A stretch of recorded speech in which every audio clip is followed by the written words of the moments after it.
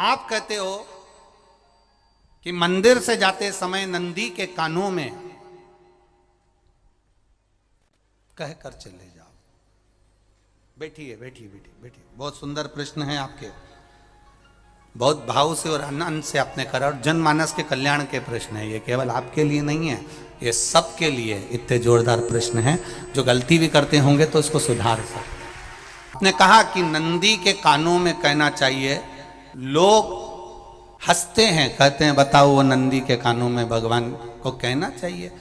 वैसे तो हम आपको एक बात बता दें कि दुनिया के लोग किसी दूसरे धर्म की कभी हंसी नहीं उड़ाते। दुनिया के लोगों को दूसरे का धर्म अच्छा लगता है। दुनिया के लोग सबसे ज्यादा हंसी उड़ाते हैं तो हमारे सनातन धर्म की ही उड़ाते हैं, और उसे खुद उड़ाते हैं, दूसरा उड़ाने वाला नहीं होता। दूर के ढोल हमें समझ में आते हैं, उसका धर्म हमें समझ में आ गया, उनके यहाँ क्या है, ऐसा है, आओ कुछ नहीं, उनके धर्म में ऐसा है। कितना आनंद हमें दूसरे के धर्म में लग रहा है, और हमारा सनातन धर्म हमको बुरा लगता है। हमारे सनातन धर्म हमें बुरा लगने लगा। अरे भाई, लोग कहते हैं कि नंदी के कान में कहते हो, ये कोई हमारे पुराणों में या शास्त्रों में लिखा है? भगवती बहन साहू, आपको धन्यवाद देना चाहूंगा और एक बात कहना चाहूंगा। जितनी भी शिव महापुराण के अंतर्गत चाहे उपाय जो बताए जाते हैं कि बेलपत्री ऐसे चढ़ाना, काली मिर्च ऐसे चढ़ाना, चावल ऐसे चढ़ाना, धतूरा का क्या महत्व है, शमी के पत्ते का क्या महत्व है, बेलपत्री के पत्ते का क्या महत्व है, ये जितनी भी बातें बताई जाती हैं ये सब पुराण के अंतर्गत से बताई जाती है। अब दुनिया के लोग इसको चाहे टोटका कह दें, चाहे दुनिया के लोग इसे टोना कह दें, पर पुराण से हटकर कुछ नहीं। और आप लोगों को अगर बोला है कि नंदी के कान में कहकर भगवान शंकर के मन में बात पहुंचे, तो ये क्यों कहा, तो ये भी हमारी शिव महापुराण में लिखा है, जलंधर के चरित्र में। कोई आपसे कहे कि नंदी के कान में बोलने से क्या होता है, ये जलंधर का चरित्र कह रहा है। मां पार्वती जी का हस्त कमल पकड़कर जलंधर लेकर जाने लगा।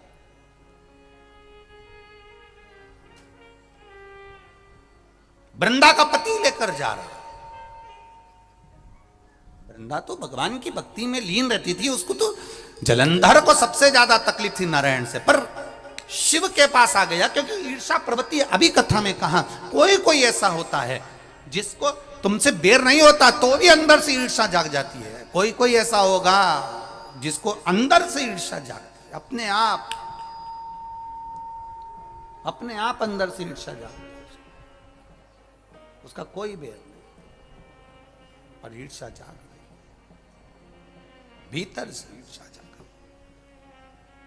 ना आप उससे मिले हो, ना कभी वो आप उसके सामने बैठे हो। कई लोग किसी ना किसी की बुराई करते हैं तो हम लोग पूछ भी लेते हैं, क्यों साहब उनसे मिलकर आए हो क्या तुम? कभी नहीं मिल किया है, कभी उनका सामना हुआ नहीं हुआ, तो फिर बुराई क्यों कर रहा? एक ने कर दी थी इसलिए हमारे ध्यान में था तो हमने भी कर दी। लो, वो कुआं में डूब के मरेगा तो तू भी मरेगा का? नहीं। नंदी सामने बैठा है, गणेश जी को मालूम पड़ गया, कार्तिकेय को मालूम पड़ गया, मां पार्वती जी का हस्त कमल जलंधर ने पकड़ लिया और लेकर चला। मालूम पड़ गया, तब नहीं रहा गया। गणेश जी को क्रोध आ गया और गणेश जी महाराज आए, शिव जी को जगाने लगे। पिताजी पिताजी पिताजी कर कर जगाया, उठो पिताजी, पिताजी उठिए, पिताजी जागिए, पिता को जगा रहे हैं। भगवान शंकर नहीं उठे, तप में लीन थे। क्या करें हम? जलंधर के पास में इतना बल है, इतना बल है, और पिता की आज्ञा नहीं होगी तो हम कैसे मार देंगे इसको? मारने को तो हम मार दें। मां ने आज्ञा करी थी कि जलंधर उसको तारकासुर को मार दो, तो कार्तिकेय ने तारकासुर को मार दिया। शिव जी की आज्ञा नहीं तो हम इसको कैसे मारें? क्या करें?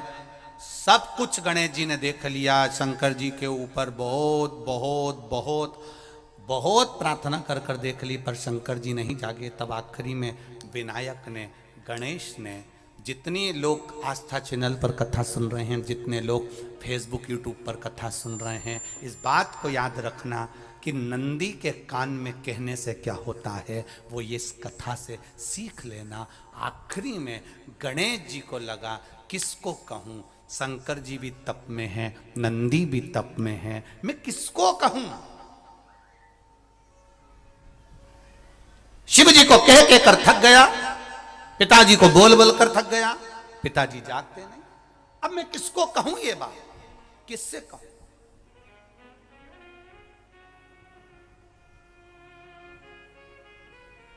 विनायक गए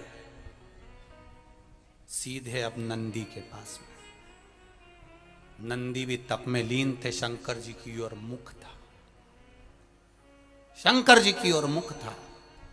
गए और जाकर तुरंत विनायक ने नंदी के कानों में जाकर कहा, नंदीश्वर,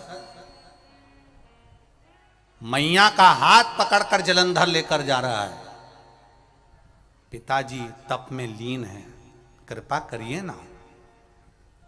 बस केवल नंदी के कान में कहा, गणेश जी दूर हट गए।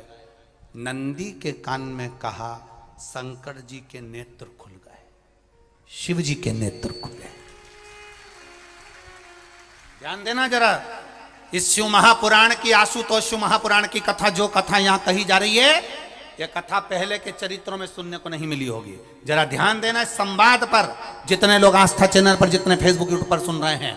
सनातन धर्म की हंसी उड़ाने वाले कह देते हैं नंदी के कान में कहने से क्या होता है, नंदी के सामने जाकर बोलने से क्या होता है, नंदी के पास बैठकर बोलने से क्या होता है, नंदी के पास बैठकर शंकर जी का मात्र दीदार करने से क्या होता है, दर्शन करने से क्या होता है। वो अच्छे से समझ लेना, जो लोग सनातन धर्म पर उंगलियां उठाते हैं, वो अच्छे से समझ लें इस बात को।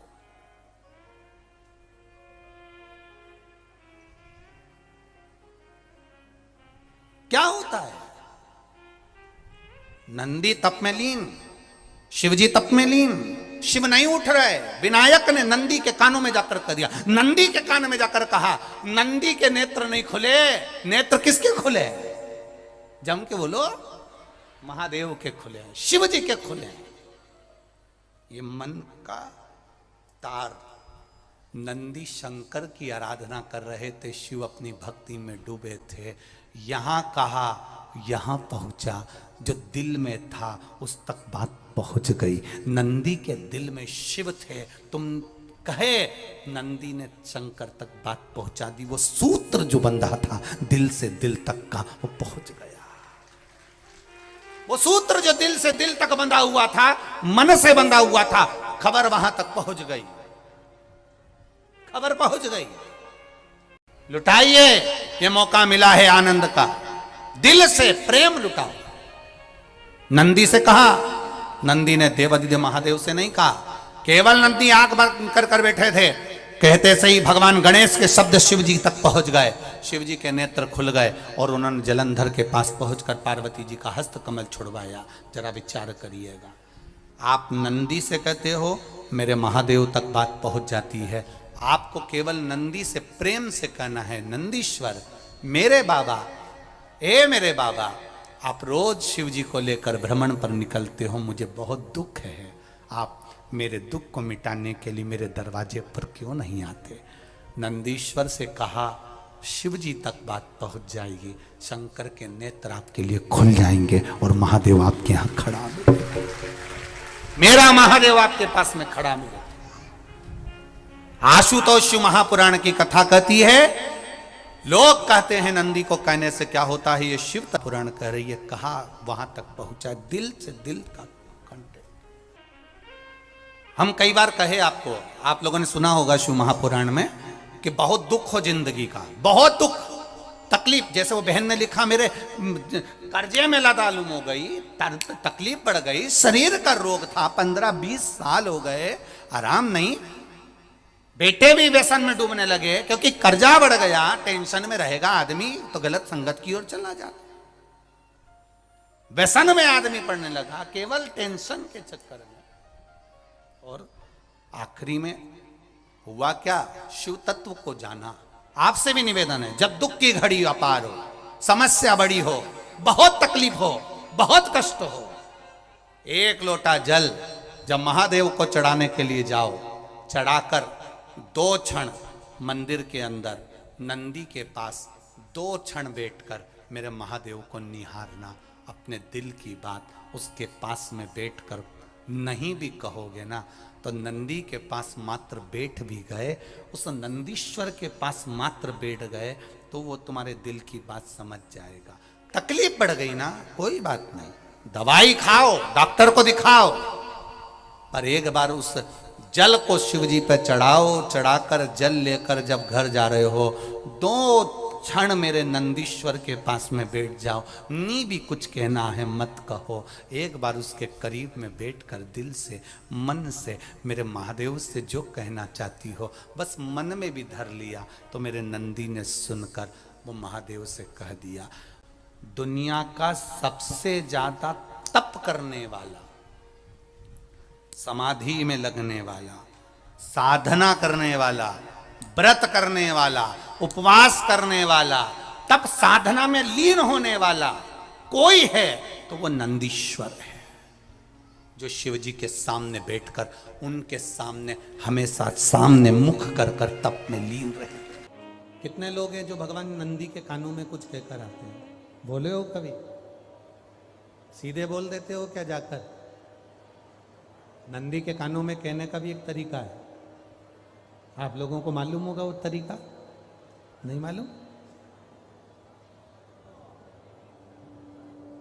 ये बेलपत्री की जो डंडी रहती है ना, बीच का जो भाग है, ध्यान दिए ना जरा सा, ये बीच की जो डंडी है, फिर से देखिए, बेलपत्री के 2 पत्ते और उसके पास में जो बीच की जो डंडी का भाग, पास में जो बीच की जो डंडी का भाग है, दिख रहा है आप लोगों को? ये 2 डंडी, ये बीच की 2 पत्ती और उसके बीच में जो 2 डंडी का भाग, आप लोगों को मालूम होगा वो तरीका? नहीं मालूम? ये बेलपत्री की जो डंडी रहती है ना, बीच का जो भाग है, ध्यान दिए ना जरा सा, ये बीच की जो डंडी है, फिर से देखिए, बेलपत्री के 2 पत्ते और उसके पास में जो बीच की जो डंडी का भाग है, दिख रहा है आप लोगों को? ये 2 डंडी, ये बीच की 2 पत्ती और उसके बीच में जो 2 डंडी का भाग होता है।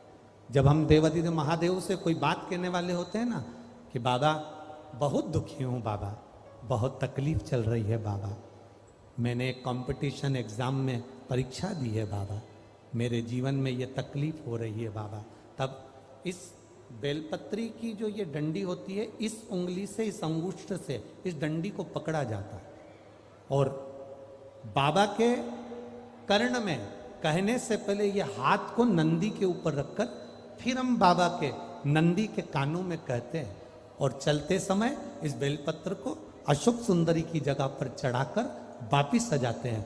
देव अधिदेव महादेव को पार्वती की बात मानना ही पड़ती है और वो कहना ही पड़ता है। ये बेलपत्र की महत्व है। ये जितना फल एक बेलपत्र की पत्ती में, उतना की उतना फल हम आपसे फिर कहेंगे। कभी मौका मिल जाए जिंदगी में, कभी तुम्हारे जीवन में अगर मौका मिले और कहीं बेलपत्री का वृक्ष मिल जाए जिसकी छांव तुम्हारे ऊपर पड़ रही हो, तुम्हारे ऊपर अगर बेलपत्री की छांव पड़ रही हो, उसके नीचे बैठकर कभी मौका मिले, एक बेलपत्री का पत्ता मात्र रखकर आप शिव जी का नाम लेकर जल भी अगर समर्पित कर रहे हो ना, तो वो 12 ज्योतिर्लिंग को जल चढ़ाने के बराबर फल प्रदान कर। एक बेलपत्री का पत्ता, एक बेलपत्री का वृक्ष, एक बेलपत्री के वृक्ष की छांव हमारे जीवन को कृतार्थ कर देती है, धन्य कर देती है, कृतार्थ। तो जिस जगह पर नंदी मेरे मंदिर के बाहर बैठा रहेगा,